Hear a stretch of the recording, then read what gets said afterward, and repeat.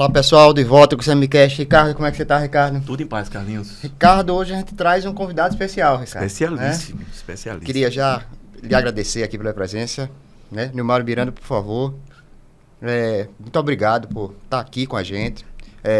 Seja bem-vindo primeiro para Alagoas e depois seja bem-vindo aqui ao nosso programa, né? Vou fazer uma pequena apresentação, fazer uma pequena pergunta e depois eu vou passar aqui para o Ricardo começar a gente conversar informalmente, né? Você é um símbolo de luta contra a ditadura, foi perseguido, foi preso, foi torturado, sobreviveu, como você mesmo disse, estava conversando com a gente aqui fora, sobreviveu, depois foi deputado federal, Minas, primeiro-ministro de Direitos Humanos do país, né? E hoje está aqui para contar essa história. E hoje é assessor do Ministério da... Exatamente, hoje é assessor especial da Defesa da Democracia do Ministério, que é capitaneado pelo Silvio, né? Pereira. Pelo Silvio Pereira, a quem eu admiro muito, admiro demais.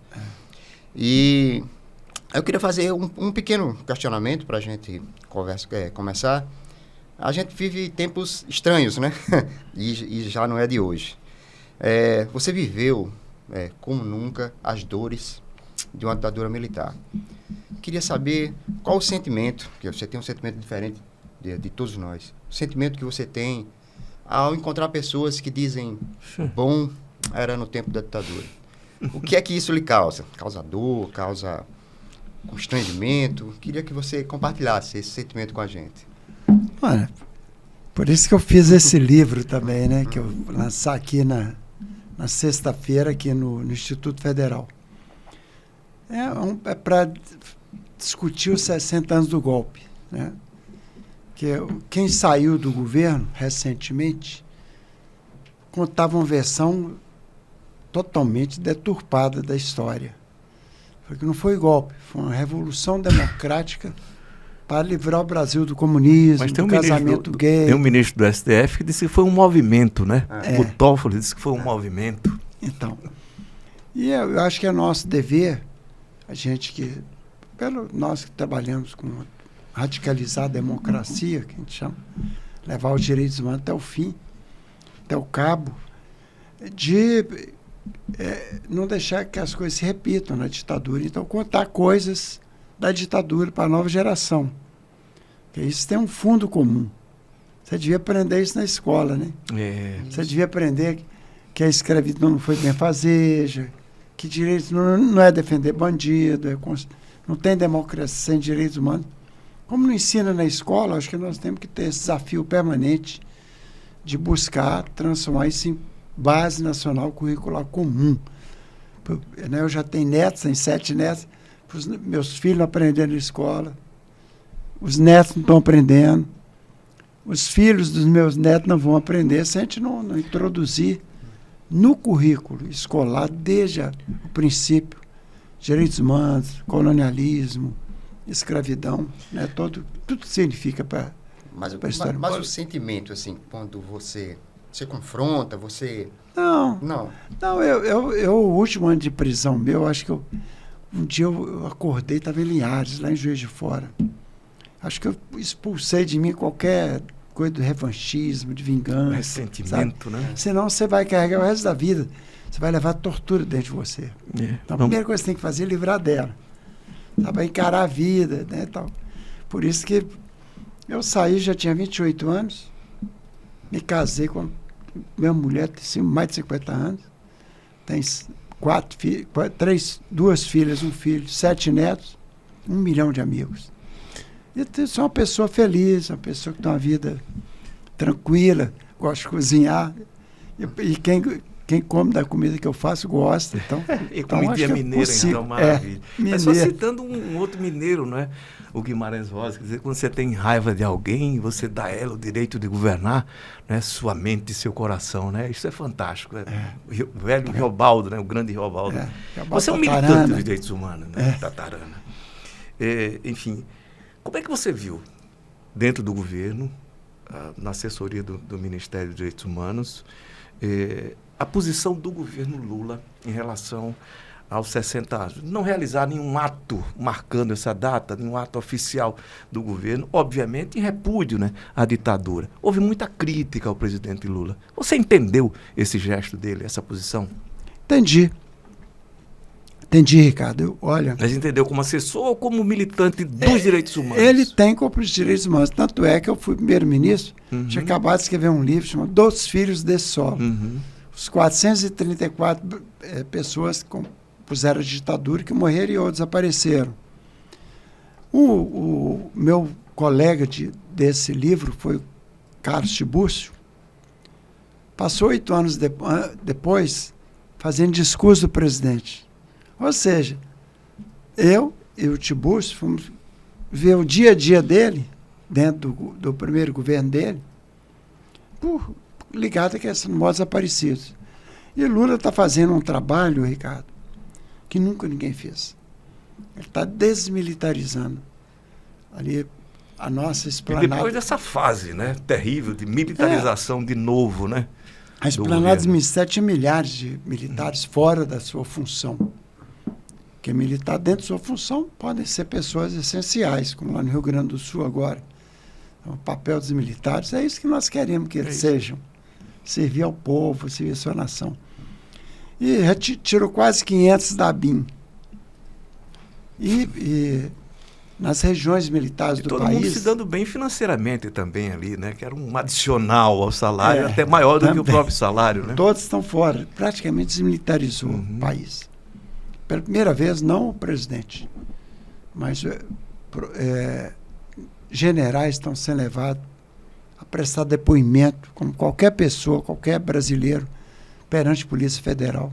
Interrogatório de 5, 6, 7 horas, 2 vezes, 3 vezes, que se envolveram com uma tentativa de golpe de 8 de janeiro. Né? E aí estão sendo tratados como inimigos da democracia, né? Como deve ser, ninguém está acima da lei. E o STF também foi aproveitar deixa. Ela fez uma decisão histórica recente.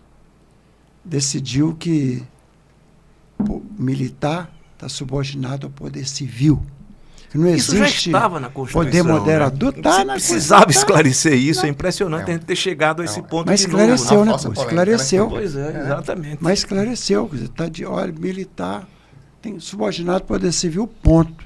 Então não tem esse negócio de GLO, que militar pode entrar... As pessoas não sabem nem o que é GLO. Você passava ali na porta do quartel, né? Tinha um monte de gente. Ele virou um evento social, enfim, de desocupados, muito desocupados, e raivosos, ressentidos.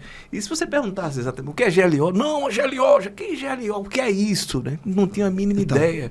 Era agir com poder moderador, que acabou em 1891. Que era a Constituição de 91, acabou com o poder moderador. No Brasil não tem poder moderador. Militar não vai arbitrar conflito entre os 3 poderes. Eles são subordinados ao poder civil, ponto. É a partir daí que se... Né? Está na Constituição isso. Independentemente de qualquer coisa, você não acha que o Brasil resolveu mal essa questão da ditadura, o pós-ditadura? Ficou essa história, vamos passar um pano no passado e... Essa dificuldade que você se referiu, dos nossos filhos estudarem isso na escola, os netos, eu também sou avô, né? Enfim, tem muito a ver com a forma como o Brasil lidou com o fim da ditadura. A Argentina levou vários, ditadores ou ligados à ditadura, torturadores, ao tribunal, né?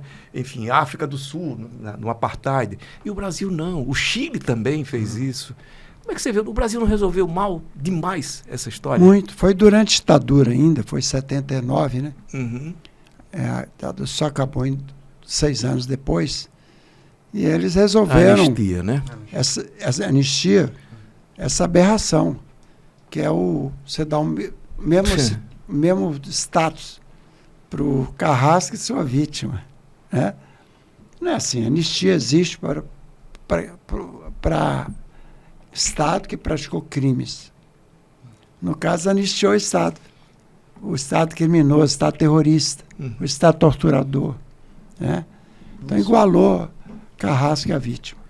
Isso foi um erro. Esse é o pecado original, acho, da transição. Então, deixou os militares numa situação meio especial. Né? Por isso que é uma coisa óbvia, que é interpretar o artigo 142, militar subordinado ao poder civil, é uma coisa nova, apesar de estar na Constituição há 35 anos. Agora tem que falar ainda isso. Mete medo ao poder civil no Brasil? Mete muito medo?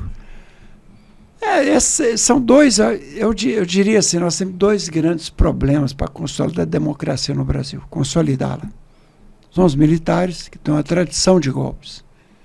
Né? Já a própria República foi um golpe. Né? Exatamente. Começou com um golpe. Era Deodoro era... que era monarquista convicto. E ele proclama a República, né? Do jeito que foi também. Né? Foi ótimo para o Brasil, foi muito bom isso, porque o Brasil tem 66 anos de atraso, né? Porque quando teve aquele monte de liberdade do colonialismo na América, só um país que não proclamou a República, foi o Brasil. Por quê? Porque eles queriam manter um regime autocrático que mantivesse a escravidão. Exatamente. A escravidão no continente acabou no primeiro quartel do século XIX, né? menos o Brasil, 66 anos depois. Então, por isso que estava associado reinado, império, ao colonialismo, a manter essa forma, digamos assim, medonha de violação do direito das pessoas, né, que foi a escravidão. Então, isso ficou marcando, né, o país. E também tem essa coisa de deturpar a história, né? Hoje a história nós estamos aprendendo... Negacionismo, né? Lá quais são minhas obrigações no governo? Acabar completar a obra da anistia, faltam 7 mil casos, e nós vamos julgar todos os casos até novembro, até dezembro de 26. 7 mil casos. 7 mil casos. Todos vão resolver até 26. Tudo que remanesce dos mortos desaparecidos políticos. O que é? Que eram certidões humilhantes, né? Sabe que é certidão de um desaparecido político? Vem lá, morte presumida. Aí fala, causa da morte. Lei 9.140. Não é lei. Causa da morte são pessoas que foram, igual Jaime Amorim Miranda, um ícone da democracia no Brasil, né? Que a certidão dele estava lá. Lei 9.140, que ele foi sequestrado, levado a um local, desaparecido. E seus mortos jamais foram devolvidos à família. Que isso é imemorial, devolver o morto à família. Ainda existe então, nós temos isso. Ainda existe algum desaparecido que não foi identificado, que ninguém sabe o que aconteceu no Brasil? Bem, a gente não sabe o que aconteceu. Isso é muito raro que eu estou contando esse livro. Pois é. Que lá na cidade de Campos... Por trás das chamas. Ele vai explicar um pouquinho daqui a pouco o que é isso, viu? Então, essas são pessoas que saíram da casa da morte e eram levadas para uma usina de açúcar de um vice-governador do Rio, que é da extrema-direita, Tradição, Família e Propriedade, TFP, e eram incinerados no forno da usina depois das 18 horas. Todo mundo ia embora e incinerava. Essa usina ficava aí? Essa usina Campos do Goitacazes. Chama usina Cambaíba. A Casa da Morte, Ricardo, nós estamos, dentro de poucos dias... Em Petrópolis, né? Em Petrópolis. Vai concluir a desapropriação que nós estamos fazendo e vai virar um memorial de direitos humanos. Né? E nós vamos conversar também lá em Campos com o prefeito, chama Vladimir Garotinho. Nós vamos conversar com ele para... Desculpa. Família Garotinho. Ele há de nos perdoar. Para também... isso aí virá um memorial. As ruínas lá. Lá tem um assentamento do MST na terra, mas... Desculpa, não pode... Um mini Auschwitz aqui. Mini Auschwitz. Então, isso aí, eu acho que nós temos o dever também de levar isso para a sociedade.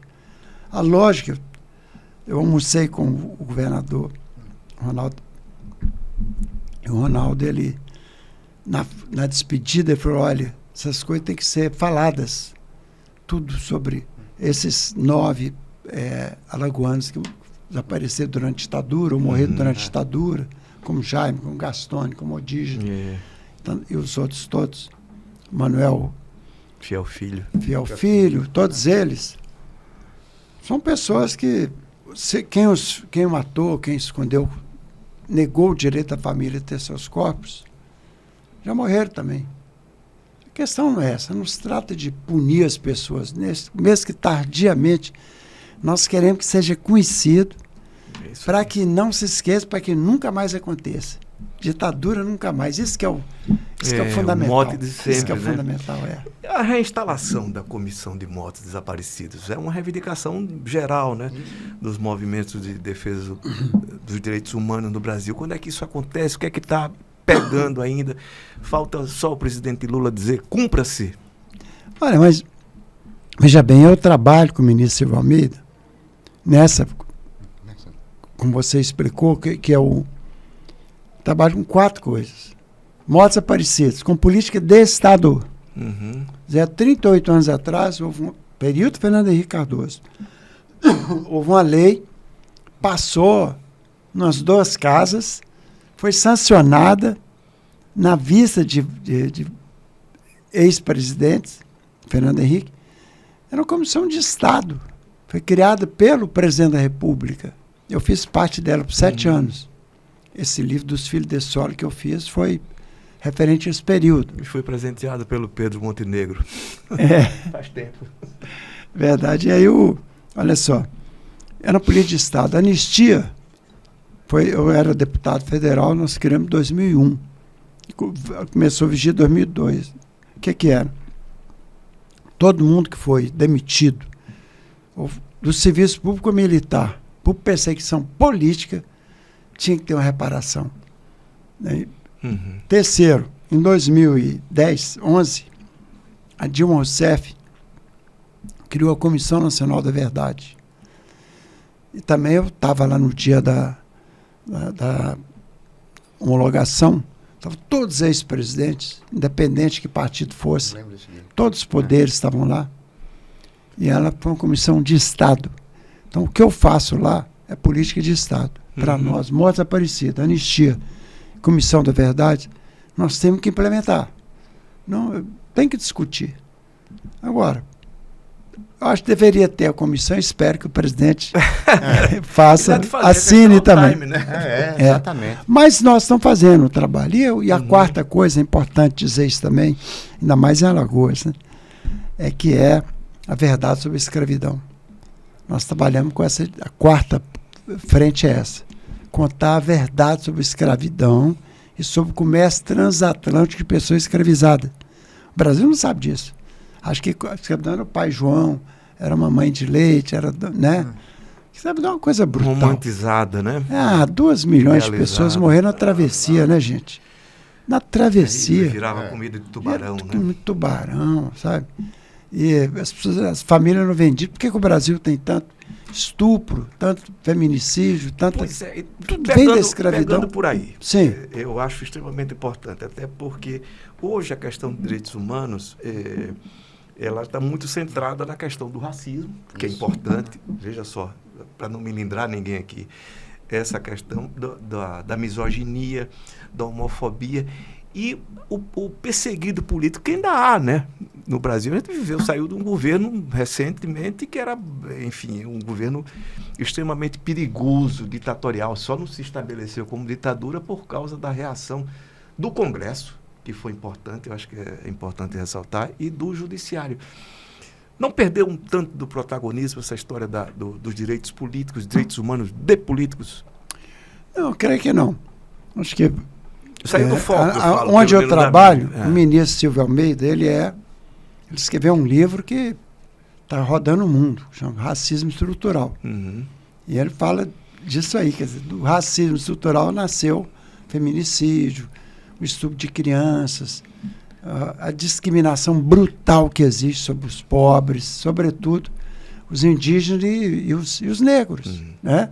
Que constitui o povo brasileiro. Nossa Constituição ela é multiétnica e multicultural. Na Constituição nossa... E não é a harmonia das raças, simplesmente... Não é. Mas ali está bem claro mistura, né? Que todos são iguais perante a lei. Lá não pergunta se é indígena, se é imigrante, se nasceu no Nordeste, que é muito discriminado também. Bastante. Isso não está na Constituição. Todos são iguais perante a lei. Então não há distinção, não há predomínio de uma classe sobre outra, de uma pessoa sobre outra, em razão da cor da pele, origem nacional, se porta alguma deficiência física, se é ou de orientação sexual, né, como eu estou vindo aqui também para participar de uma conferência estadual LGBT, que ia mais, e vai ser lá no próprio palácio, vai ser a conferência, vai ser ali no anexo do palácio. Então, eu acho que isso aí que nós temos que aprofundar sempre, sabe? No Brasil, devido a esses 300 anos de colonialismo e escravidão, ficou essa herança maldita que vai passando de geração para geração. Está entranhado, né? Está entranhado. E nós só vamos livrar disso pela educação também. Por isso que nosso objetivo e com o tempo é levar isso para dentro da escola desde o começo. Né? Eu quero que meus netos estudem. E com a força da lei também, né? Com a força da lei. Com a força da lei. Sem punição, enfim, a questões como racismo, né? Homofobia, não tenho dúvida nenhuma. Também se aprende pela lei, né? A escola tem seu papel, com certeza. Né? Mas para adulto não tem jeito. Mas como levar isso para a escola? Você já tem uma intersecção com o Ministério da Educação? Como é que vocês pretendem incluir esse tema, essa didática? Ou é uma coisa ainda dentro teórica? Ou já há um projeto prático para isso? Esse é um problema, né, que a gente não conseguiu resolver. Resolveu na teoria, nos princípios, não resolve no dia a dia. Né? As pessoas ainda, infelizmente, não aprendem. Tanto é que você encontra muito jovem que fala, era o melhor tempo do Brasil, foi na ditadura, nem sabe o que é ditadura. Como é que pode falar que foi melhor? É que não aprendeu na escola. Aqui que terminou em bate-boca por causa disso. Então, isso aí tem que vir via educação. Tudo tem que vir. Mas tem algumas coisas que nunca vieram. O da escravidão nunca veio. Nunca chegou na escola, sabe? E Princesa Isabel, dia 13 de maio. Que Princesa Isabel? Quer dizer, se olhar a história verdadeira, que a história, grande parte dela se passa em Alagoas, a história de... Quilombo dos Palmares. Quilombo, a história de gigantes que combateram todo o tempo a escravidão e o colonialismo. Vem como a abolição como fosse um presente, né? Presente aí. Da monarquia. Que é uma deturpação brutal da história. Então, acho que nossa obrigação lá é produzir, como política de Estado, um saber, um conhecimento, e depois reivindicar que seja incorporada a Base Nacional Curricular Comum, que entra na escola. Que os professores sejam formados para isso, sabe? Aprendam isso também, para ensinar para os seus alunos. Deu-se um passo importante, acho eu, quando o Zumbi dos Palmares passa a fazer parte, né, dos heróis, do panteão dos heróis nacionais, e acho que isso é importante como referência. Né? Eu vou tentar tirar um pouco da questão histórica dos direitos humanos.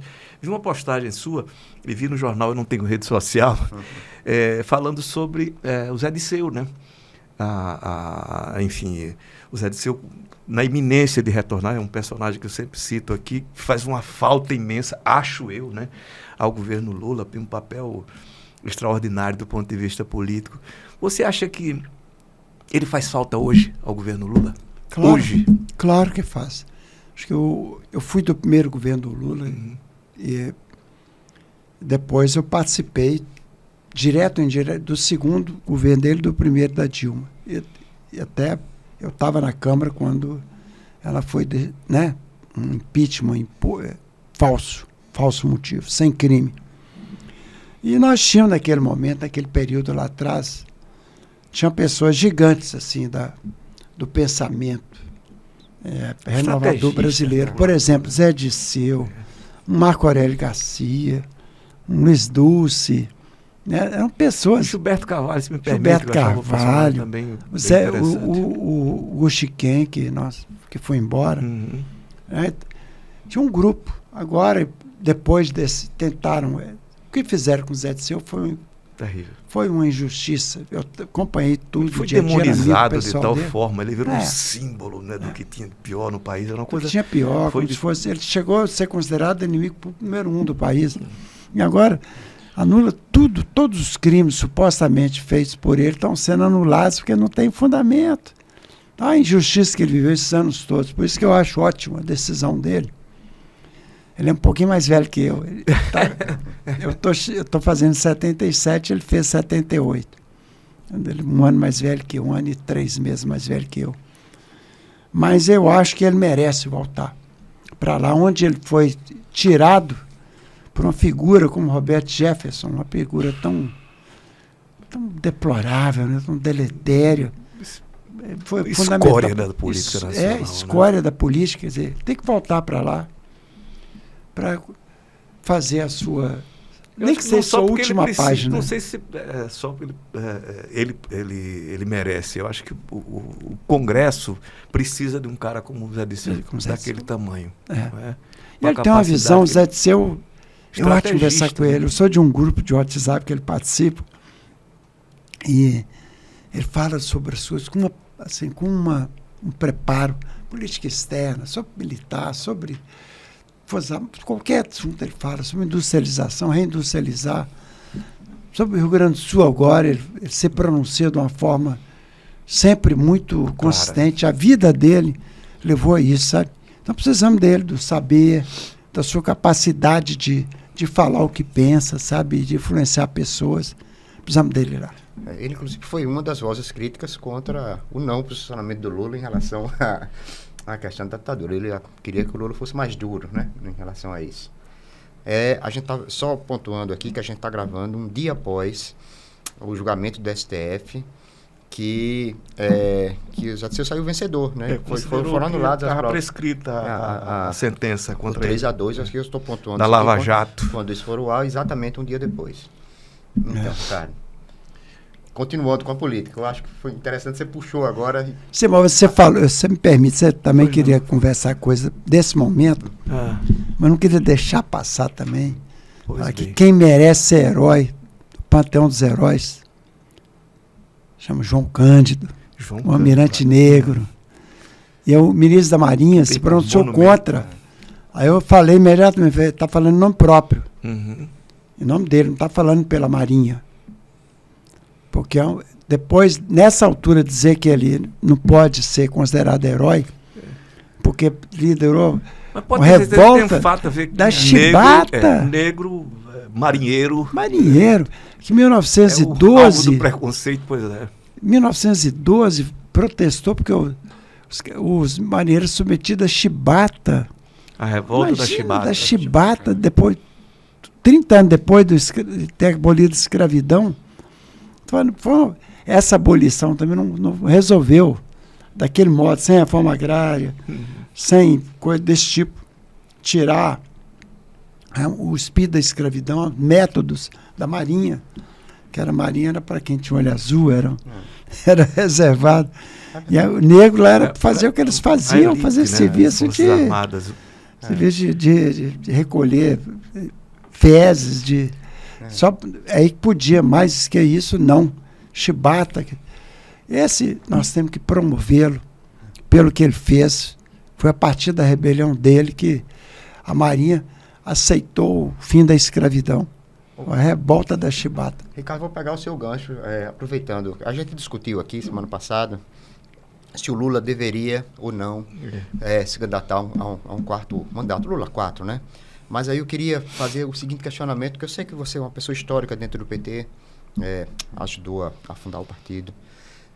Você acredita que o PT está pronto para ter um nome, não digo para viver sem o Lula, mas para ter um nome, uma alternativa ao Lula, na próxima gestão ou próximo disso? Deveria se preparar para isso? Eu acho que hoje, nós podemos estar conversando aqui como nós estamos, porque Lula derrotou Bolsonaro, é a primeira vez que uma pessoa no poder perdeu a eleição. Foi Bolsonaro. Só perdeu que foi Lula. Então Lula ainda tem esse papel. Ele é o maior estadista vivo. É uma pessoa, assim, uma liderança no mundo, talvez não tenha nenhum outro que rivaliza com ele. Cada história dele, etc. Então talvez, né, ele é contra a reeleição, sempre foi. Lula queria 5 anos de mandato sem reeleição. Agora, 4 anos ele achava pouco. Sempre ele falou isso. Sempre disse a ideia dele, disse o pensamento dele. Então, eu não acho que a reeleição fez bem ao Brasil, não. Mas desde que também tivesse duas coisas. Tivesse mandato 5 anos, ponto 1. Ponto 2, que nós tivemos essa anomalia que tem no Brasil, essa aberração, que é você separar a eleição parlamentar da eleição presidencial. Se politizou. Então, o cidadão comum, ele vota no Lula, porque acha que é um bom governante, mas vota em alguém que pode caçar o Lula, porque é da igreja dele, que é do time dele, que é da cidade dele.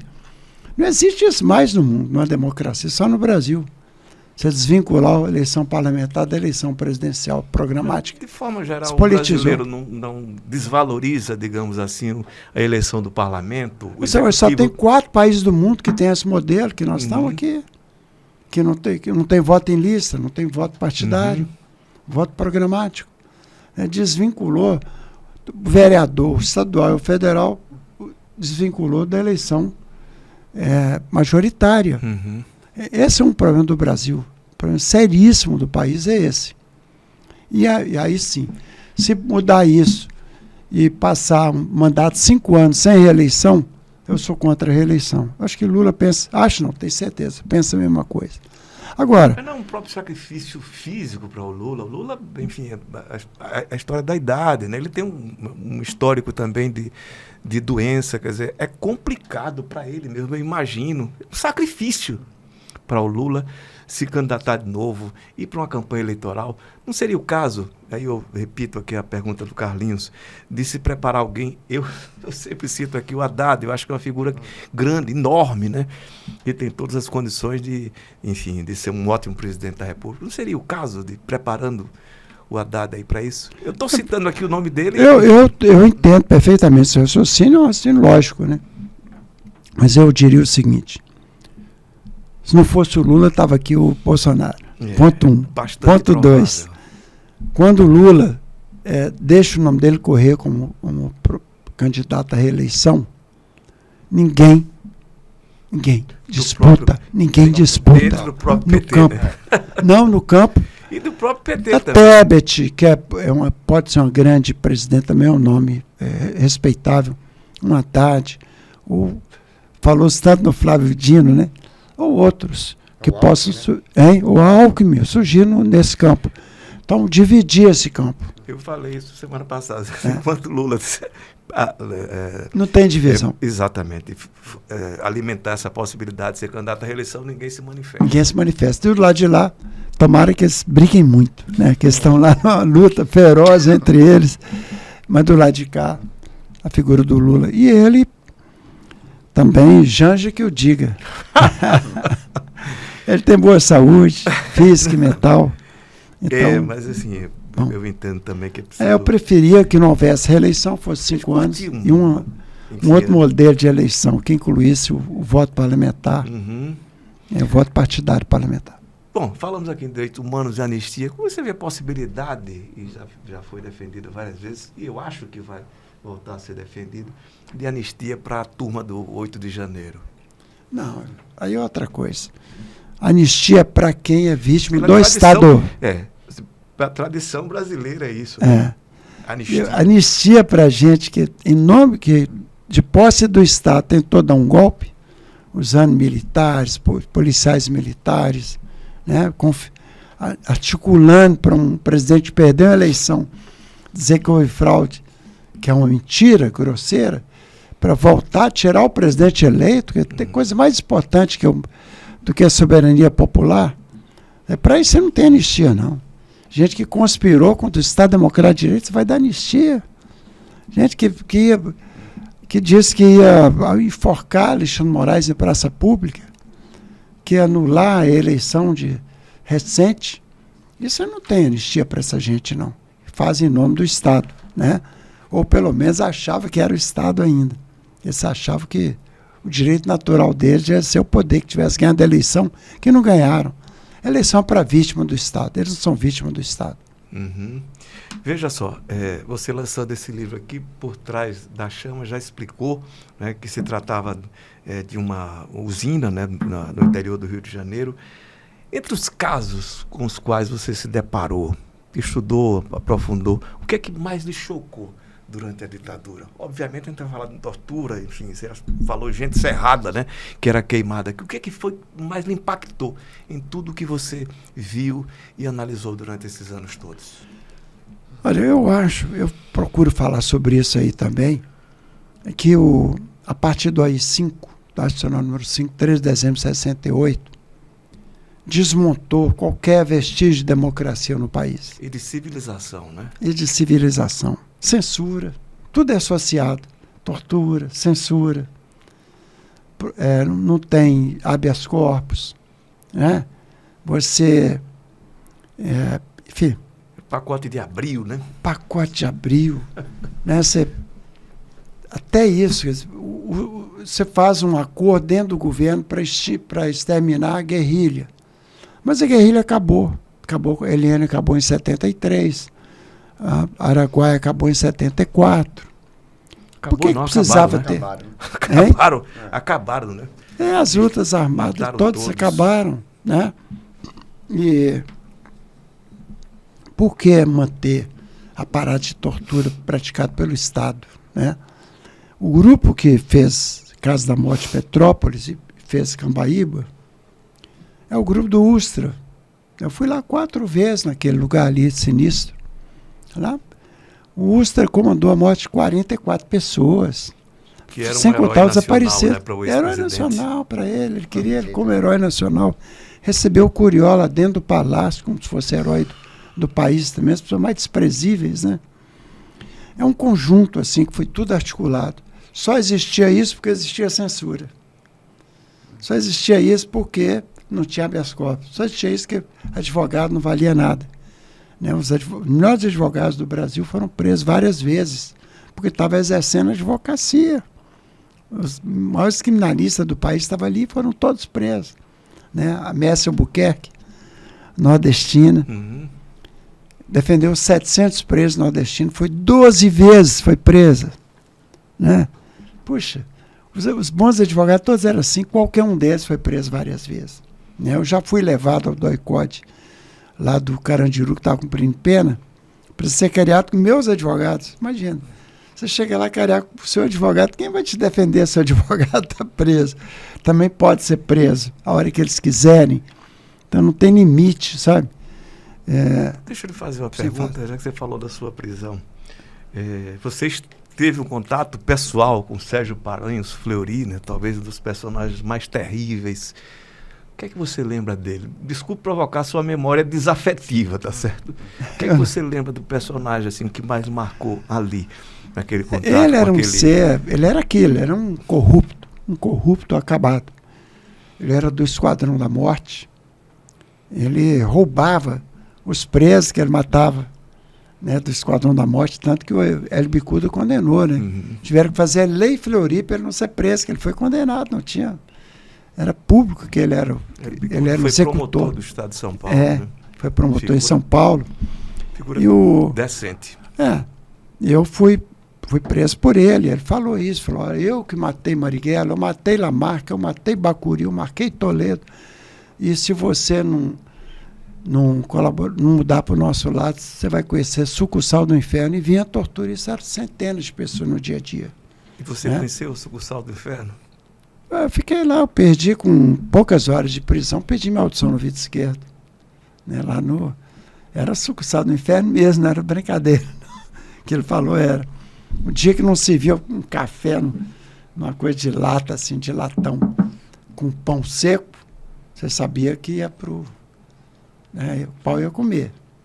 O dia que não dava aquele café e aquele pãozinho seco, hoje não tem, ainda bem, vou descansar. Né? Era isso com pessoas. Quantas pessoas morreram ali dentro?